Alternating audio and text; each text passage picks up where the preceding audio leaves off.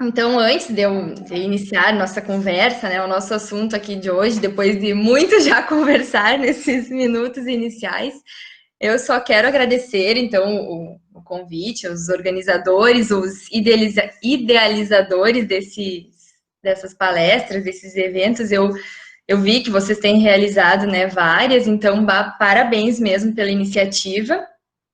Eu fico muito feliz, assim, quando eu vejo os grupos tentando, se organizando, né, buscando uma forma de conseguir passar por esse tempo, esse período difícil. E a Dani, então, já me apresentou, né, como ela disse, nós nos conhecemos a longa data, eu e a Andréia também, então elas foram minhas colegas na pós-graduação. A minha história, ela é mais ou menos o que a Dani falou, então eu só vou colocar alguns pontos aqui para vocês mais uma vez, porque eu acho que a gente acaba se identificando às vezes, assim, quando a gente tem algumas histórias, né, e coisas assim que nos possam também nos motivar. Então, eu nasci em Aratiba, e eu estou falando isso só porque Aratiba é uma cidadezinha pequena que fica não muito longe de Chapecó. Eu cursei farmácia na UFSM, como ela falou, a Dani falou, eu trabalho, então, iniciei já no laboratório de bioquímica, de enzimologia, ainda durante a graduação, depois eu fiz o mestrado e o doutorado. Quando eu terminei o doutorado, eu ingressei como professora substituta na Universidade Federal de Pelotas, e eu permaneci, então eu consegui, né, permanecer por um bom tempo, até que o contrato encerrou, eu retornei para Santa Maria, realizei o pós-doutorado lá, e agora, então, desde agosto do ano passado, eu assumi como professora efetiva aqui na UFPEL. Então, nessas andanças, né, idas e vindas, nos últimos tempos, assim, eu tenho tentado, né, realizar, continuar nas pesquisas, como os professores estavam falando, não é algo tão simples quando a gente está iniciando. E os resultados que eu trouxe para vocês hoje, eles fazem parte, então, do meu doutorado, que foi realizado na Universidade Federal de Santa Maria.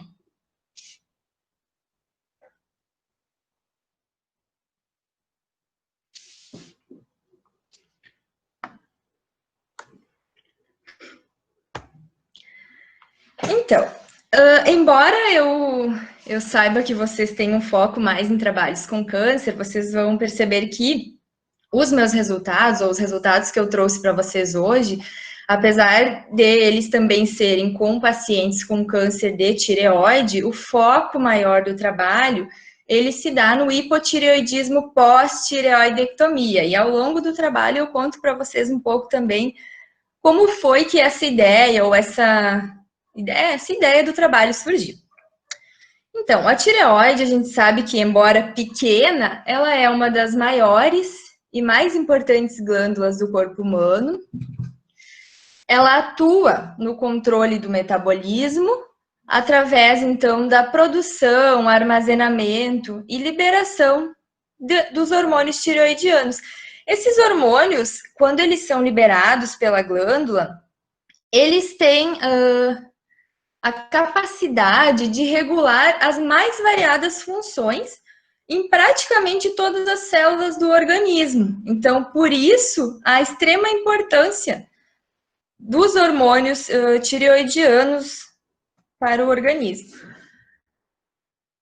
A produção desses hormônios, ela depende do iodeto da dieta. Então, provavelmente, para quem nunca se perguntou por que o sal de cozinha é iodado, e isso é lei, então, porque no passado se tinha muitos problemas com relação a isso, a falta do iodo na dieta, então hoje o sal, ele tem a adição do iodo para evitar essa deficiência. Então, a partir do iodeto proveniente da dieta, quando ele é absorvido no trato gastrointestinal,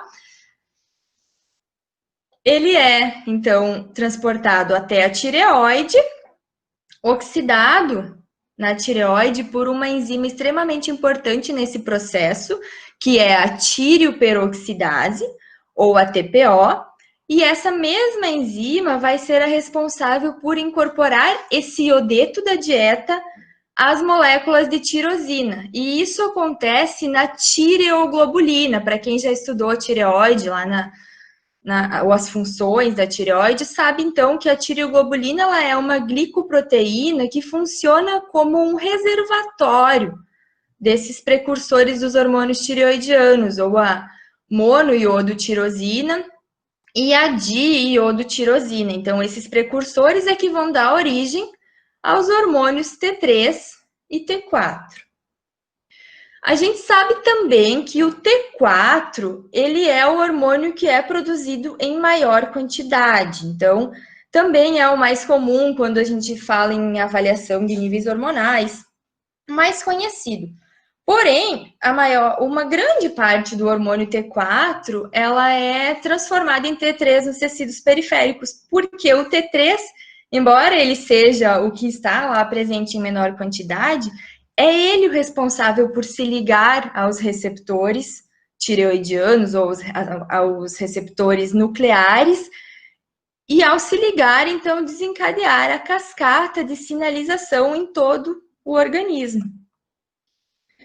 A regulação da síntese e da secreção dos hormônios tireoidianos, ela é feita em um mecanismo de feedback negativo que envolve hipotálamo, hipófise e a tireoide. Então, quando os níveis de T3 e T4 eles estão elevados na circulação, ocorre uma sinalização com diminuição dos hormônios do TRH no hipotálamo, e isso vai levar a uma diminuição no estímulo, a hipófise, para que ela produza menos TSH. Então, quando T4 e T3 estão elevados, o TSH diminui em busca, então, de uma menor liberação desses hormônios. Já o contrário, então, também acontece quando T3 e T4 estão baixos, há um maior estímulo para a produção de TSH, então o TSH ele está elevado,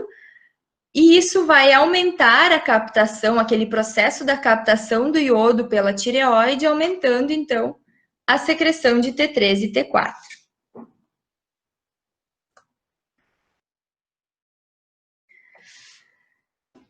Esse eixo, ele precisa estar, então, em perfeito funcionamento.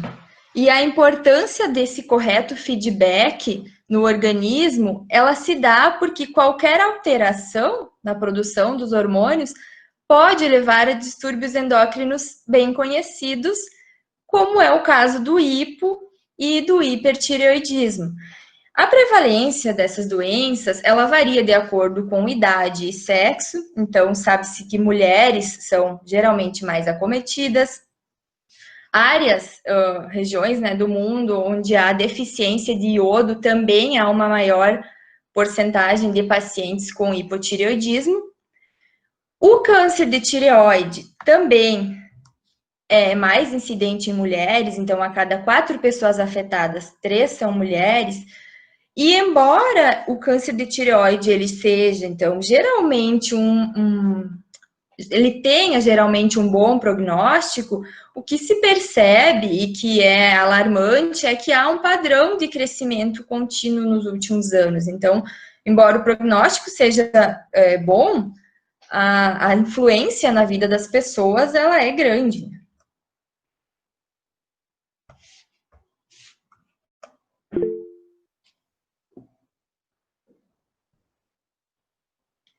Como esses hormônios, eles exercem papel de reguladores chaves no metabolismo de moléculas como lipídios, proteínas e carboidratos, algumas manifestações clínicas, elas acabam sendo bem aparentes. Então, quando a gente fala dessas manifestações, muitas pessoas se identificam, né? Mas calma, também não é assim. Então, por exemplo, cansaço, sonolência, intolerância ao frio, depressão e lapsos de memória. Conversando com os pacientes, eles me contavam várias histórias, né, de episódios assim, ganho de peso, capacidade de concentração reduzida.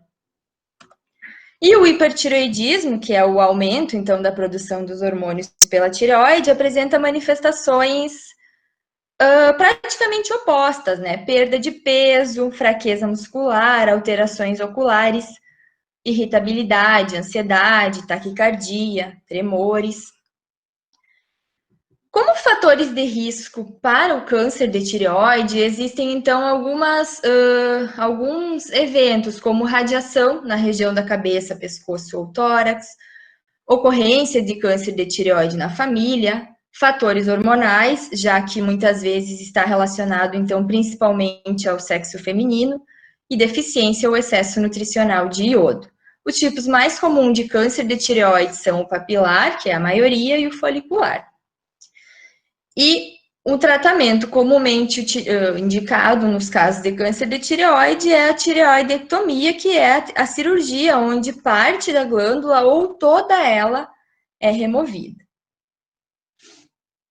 Muitos estudos, ou alguns estudos, já associaram, então, os hormônios tireoidianos a doenças vasculares, que envolvem, então, processos de agregação plaquetária, controle do tônus vascular, aterosclerose. E também já se relatou que o estresse oxidativo que acompanha distúrbios tireoidianos poderia levar à disfunção endotelial e aumentar a reatividade plaquetária. E isso causaria um aumento do potencial trombótico.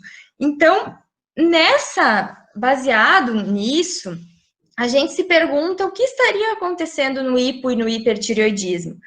E na época do doutorado, quando eu comecei a procurar por isso na literatura, então, o que eu encontrei? Que alguns estudos tratavam o hipotireoidismo, né, como relacionado ou se relacionando ao aumento dos níveis de colesterol total, LDL, aterogênese, potencial trombótico, enfim, e outros tratavam, já com menor frequência, mas mesmo assim alguns tratavam o hipertireoidismo relacionado a isso e o hipo mais relacionado a sangramentos. Então isso me intrigou mais ainda, né? Porque os resultados eles eram controversos.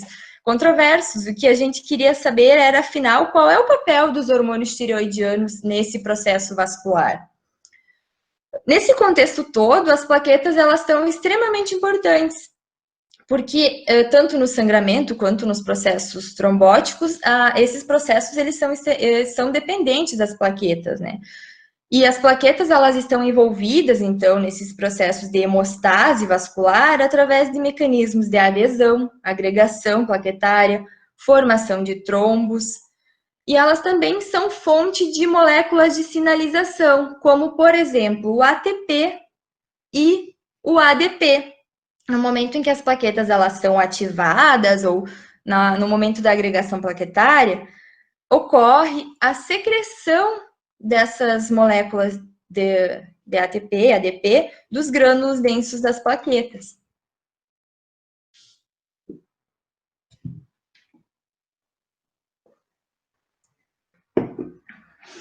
O ATP, o ADP, o AMP e a adenosina, eles fazem parte, então, do sistema purinérgico ou do sistema, né, de sinalização purinérgica, que, embora talvez alguns de vocês não tenham tanta familiaridade, outros eu acredito que já tenham estudado mais, visto mais sobre eles, inclusive no grupo de pesquisa. Eu dei uma procurada rápida e vi que vocês já tiveram uma palestra, inclusive eu acredito que mais detalhado até sobre a sinalização purinérgica.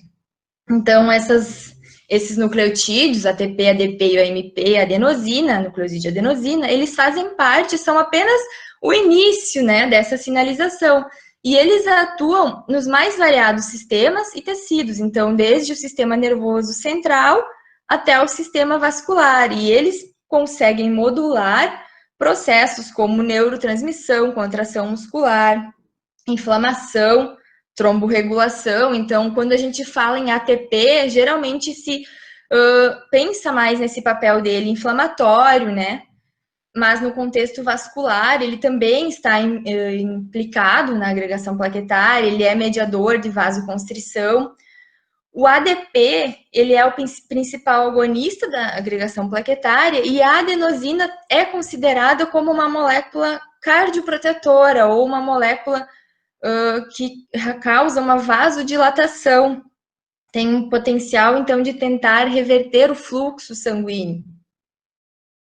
essas moléculas, elas precisam ter a sua sinalização terminada em algum momento, e elas têm essa concentração, então, controlada por alguns fatores, como, por exemplo, a permeabilidade da membrana das células, a própria secreção pelas células, e a atividade das enzimas catalíticas que atuam na hidrólise dessas moléculas, com o intuito, então, de finalizar a sua ação e formar uma próxima molécula.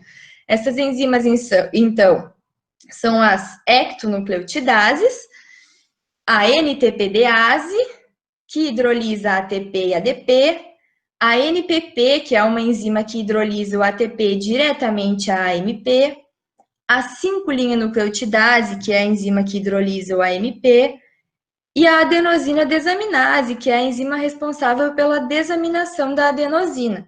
Essa cascata, como a gente chama, cascata purinérgica, ela continua ainda, mas o nosso foco, ou as nossas pesquisas, geralmente atuam mais nessas enzimas e nessas moléculas. No nosso grupo de pesquisa, então, a relação dessas enzimas com os processos de homeostase vascular vem sendo estudada em diversas patologias, porque elas acabam possuindo a capacidade de modular o curso e ditar, então, o curso de várias doenças, né? Claro que, além desses nucleotídeos e além das enzimas responsáveis pela sua hidrólise ou pelo seu metabolismo, também fazem parte do sistema purinérgico os receptores pelos quais esses nucleotídeos exercem sua ação, seus receptores específicos. Receptor para ATP, receptor para adenosina, receptores que aqui hoje não serão mais tão tratados, então, devido ao tempo, eu acabei focando mais na questão das enzimas e nos níveis de nucleotídeos. Voltando um pouquinho para os hormônios tireoidianos, eles são extremamente importantes no metabolismo oxidativo do organismo. Então, qualquer variação que altere o status dos hormônios tireoidianos pode causar, e não é de se surpreender que possa causar um dano ao organismo. Então, moléculas, né, relacionadas a esse processo, esse metabolismo oxidativo, as moléculas espécies reativas, elas são fisiologicamente formadas no organismo em condições ou em concentrações controladas. Isso acontece normalmente, porém, essas moléculas, essas espécies, elas são altamente instáveis e, falando quimicamente, né, elas são muito reativas, então elas acabam em grandes quantidades podendo causar danos, como para quem já tem um conhecimento maior sobre o estresse oxidativo, podendo causar danos, então, nos lipídios, nas proteínas e até mesmo no DNA. Quando essas espécies elas estão em altas quantidades, elas ativam as defesas antioxidantes do nosso organismo, que podem ser tanto enzimáticas quanto não enzimáticas. E ao serem ativadas, essas defesas muitas vezes elas acabam sendo depledadas ou acabam sendo muito utilizadas e ficando em menores quantidades. Então há um desequilíbrio entre defesas antioxidantes e moléculas ou espécies reativas. Baseados, então, nisso, no que a gente já sabia sobre os hormônios tireoidianos e os sintomas tireoidianos, a gente se fez algumas perguntas. Será que há ou havia, né, um envolvimento do sistema purinérgico nessas alterações que acontecem nas desordens tireoidianas? E ainda, né, será que essas possíveis alterações no sistema purinérgico estariam relacionadas com o estresse oxidativo? Seriam causa, né? Então, para responder essas perguntas, é que a gente buscou, né, realizar alguns trabalhos. Mais uma história agora, então, que eu vou compartilhar com vocês. Não sei até se a Dani, se a Andréia, elas lembram disso, mas no início, né, quando eu comecei a trabalhar com hipotireoidismo, a ideia inicial era buscar pacientes com diagnóstico de hipotireoidismo atendidos no Hospital Universitário de Santa Maria, que não fizessem uso de medicação. Mas como toda pesquisa tem as suas dificuldades, né? As nossas dificuldades eram conseguir esses pacientes, porque a gente tinha que esperar que eles comparecessem para consulta, que eles não estivessem tomando medicamento, que eles aguardassem que a gente conversasse, a coleta ser realizada. Então, muitas vezes era difícil essa comunicação. E nos primeiros meses, o nosso N ainda era muito pequeno, então a gente começou a ficar preocupado e resolveu pensar em modelos experimentais, deixando só um pouquinho de lado, mas não esquecendo dos pacientes, eles voltam depois. Então, o primeiro trabalho, ele foi realizado com um modelo experimental de ratos, em ratos, onde nós avaliamos a atividade das ectoenzimas em animais, em plaquetas de animais com hipo e hipertireoidismo. Esses modelos experimentais, eles têm sido cada vez mais utilizados, quer dizer, agora não tanto, né, agora menos, em função do número de se utilizar menos animais, mas eles podem ser utilizados especialmente para se entender mais sobre as doenças metabólicas e o possível tratamento. No nosso caso, nós utilizamos o metimazol, que o metimazol, ele é inclusive um medicamento utilizado por quem tem hipertireoidismo. Utilizamos o metimazol para a indução do hipotireoidismo, então ele foi administrado na água por 30 dias para que os animais ficassem hipotireoides. E a tiroxina foi utilizada como um modelo experimental, então, para a indução do hipertireoidismo nesses animais. Nosso objetivo, então, era avaliar a atividade das ectonucleotidases. E nós conseguimos observar que nos animais com hipertireoidismo, a atividade da NTPDase e da 5'-nucleotidase estava diminuída. Então, né, nós pensamos, se a atividade das enzimas está diminuída, será que os níveis desses nucleotídeos, por estarem sendo menos hidrolisados, tiveram alguma alteração no organismo? E para isso a gente realizou então a avaliação através de HPLC e comprovamos que sim, os nucleotídeos estavam em níveis aumentados nesses animais, tanto ATP, quanto ADP, quanto AMP. Com relação à 5'-nucleotidase, que é a enzima que hidrolisa o AMP, nós observamos que apenas no grupo hipotireoidismo ela estava diminuída. E isso também refletiu nos níveis de AMP nesses animais. Esses animais apresentaram valores maiores de AMP, provavelmente porque o AMP não estava sendo hidrolisado. E, além disso, então, além dessa menor atividade da 5'-nucleotidase, também acreditamos que a NPP está envolvida nesse resultado. Relembrando, a NPP é a enzima que hidrolisa o ATP até o AMP, então provavelmente mais AMP estava sendo formado e menos AMP estava sendo hidrolisado.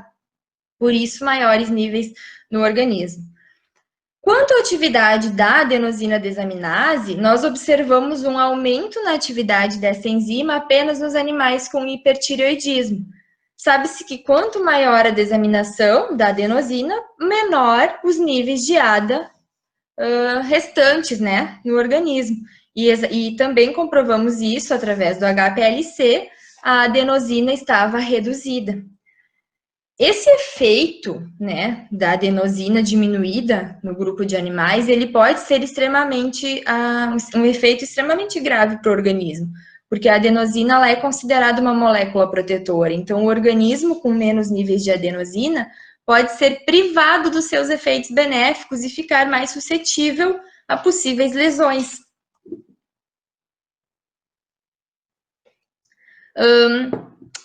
Também, devido, então, a essa relação dos hormônios tireoidianos com as espécies reativas, nós avaliamos os níveis de ROS, né, espécies reativas de oxigênio nos animais, e da mesma forma observamos que no grupo com hipertireoidismo havia um aumento nesses níveis. Relacionado a isso, eu havia lido em alguns trabalhos, né, alguns dados da literatura mostravam uma possível relação com a atividade da ADA, ou da adenosina desaminase. E nós realizamos, então, correlações, né, correlação de Pearson, entre níveis da adenosina desaminase e do nucleosídeo adenosina e os níveis de ROS. E o que nós observamos? Que sim, que quanto maior os níveis de ROS presentes, maior também era a atividade da adenosina desaminase e, por consequência, menores os níveis de adenosina. Então, quanto maiores espécies reativas, menos molécula protetora adenosina os animais apresentavam. Agora sim, então, depois desse primeiro trabalho com os animais, no segundo trabalho, a gente continuava com aquele N pequeno, né? Eram poucos os pacientes, e nós pensamos que a gente precisava mudar o foco. E aí que entra o câncer de tireoide na história. Conversando com alguns profissionais, veio a sugestão. E esse segundo trabalho, ele trata, então, da atividade, da expressão também das ectonucleotidases nas plaquetas de pacientes com hipotireoidismo pós-tireoidectomia. Bom, o que acontece? No tratamento, após a tireoidectomia, um tratamento que muitas vezes é utilizado é a iodoterapia. A iodoterapia ela é utilizada para que possíveis células remanescentes tumorais de tireoide sejam destruídas. Então, para que isso é feito com iodo radioativo, com a administração de iodo radioativo. Mas para que essa terapia funcione, para que ela seja mais eficaz, os pacientes eles precisam estar com altos níveis de TSH no sangue. Então, relembrando, o TSH é que faz com que aumente a captação do iodo pelas células. Então, quanto mais elevado o TSH, mais do iodo radioativo essas células iriam captar. Então, iria estimular o tecido da tireoide a absorver esse iodo. Nesse período pós-cirurgia, enquanto não recebiam reposição hormonal, esses pacientes apresentavam um quadro de hipotireoidismo, que era então o que a gente queria estudar, só que nesse caso não mais um hipotireoidismo primário, mas sim, mas induzido então após a cirurgia da tireoide.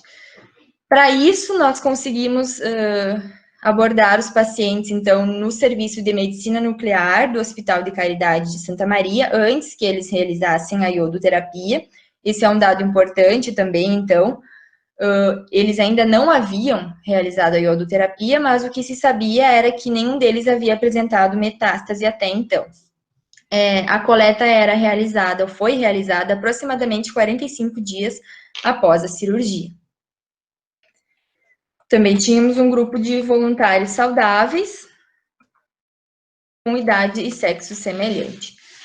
Nesses pacientes, nosso N foi de 45 pacientes a princípio, então a maior parte deles, de acordo com as estatísticas, eram mulheres, média de idade de 47 anos, para os homens a média foi de 57, e a maioria também apresentava carcinoma papilar de tireoide.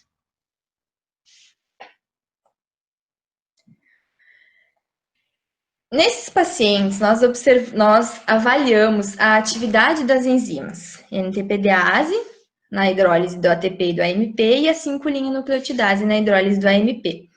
Diferentemente do que nós observamos nos animais, que no hipotireoidismo, né, não apresentaram alteração na NTPDase, nos pacientes, todas as enzimas tiveram a sua atividade elevada.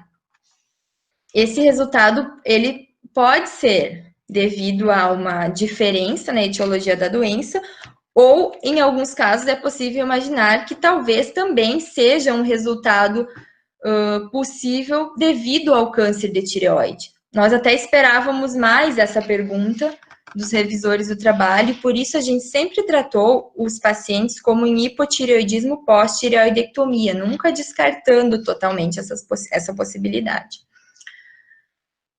Quando a gente avaliou a expressão dessas enzimas, nós observamos que houve um aumento também na expressão da CD39 ou da NTPDase, né? Tanto conhecida como CD39 ou como NTPDase. Com isso, a gente consegue imaginar, então, que a remoção da tireoide acabou causando alterações, inclusive a nível molecular, que levaram a essa alteração na hidrólise dos nucleotídeos nesses pacientes. Com relação aos nucleotídeos, nós também fizemos a avaliação por HPLC e não encontramos alteração nos níveis de ATP, ADP e AMP nesses pacientes. Apenas um discreto aumento, mas não foi significativo. Porém, nós acreditamos que houve sim um estímulo para uma maior liberação desses nucleotídeos, porém, as enzimas provavelmente agiram para compensar, aumentando então a sua hidrólise. Já os níveis de adenosina, esses sim tiveram uma grande diminuição, e isso se relaciona com a atividade da enzima adenosina desaminase, que foi aumentada nesses pacientes. Então, enquanto a atividade da enzima adenosina desaminase aumentou, menos adenosina e bem menos adenosina esses pacientes tinham, né? Então, provavelmente também um efeito adverso e um efeito grave dessa condição. Nós realizamos também a correlação entre níveis de ADA e espécies reativas de oxigênio, as quais também se apresentaram elevadas, então o ROS foi elevado nos pacientes. Da mesma forma que as espécies reativas de oxigênio estavam aumentadas, lembrando lá que eu comentava no início, essas espécies aumentadas, elas podem causar danos aos lipídios e às proteínas, e isso foi comprovado, então, através dos biomarcadores, o TBARS, né, marcador de dano lipídico, e a carbonilação proteica. Então, houve um aumento nesses biomarcadores, e esse estímulo, ou esse aumento, esse quadro de estresse oxidativo, ele pode se relacionar à atividade alterada das enzimas que estão ancoradas à membrana lipídica. Também houve uma alteração ou um aumento nas defesas antioxidantes não enzimáticas, e surpreendentemente a defesa enzimática, a enzima GST, apareceu diminuída nos nossos resultados. Nós imaginamos que essa enzima está sendo modulada para que os níveis de GSH sejam mantidos, porque GSH é utilizado em várias reações de neutralização no organismo, neutralização de espécies reativas no organismo. Então, possivelmente, para que ele seja utilizado por essas reações, a enzima foi modulada.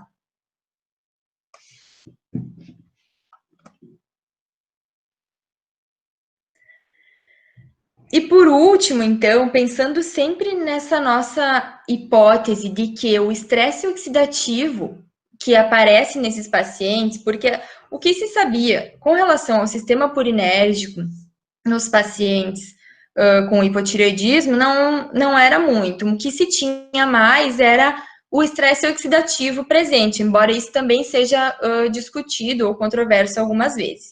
Então, a nossa ideia era de que haveria uma relação entre ambos, e isso nós conseguimos comprovar. Então, nós realizamos diversas correlações, tanto entre as espécies reativas de oxigênio e marcadores de estresse oxidativo, né, TBARS, proteína carbonil, quanto correlação entre espécies reativas de oxigênio e ambas as enzimas do sistema purinérgico. Então, todas as enzimas apresentaram uma correlação positiva com os níveis de ROS, ou seja, quanto maior o nível das espécies reativas no organismo, maior a atividade enzimática. Então, a nossa conclusão é de que o estresse oxidativo possui sim uma relação causal com a mudança na expressão e na atividade das ectonucleotidases, sendo que a CD39 especificamente também teve a sua expressão aumentada.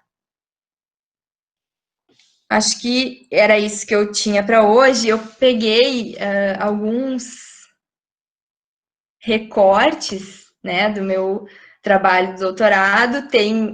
Eu tinha até algumas coisas mais recentes, mas que talvez não se enquadravam tanto nesse quadro que eu queria trazer e no tempo que eu teria também, né, disponível.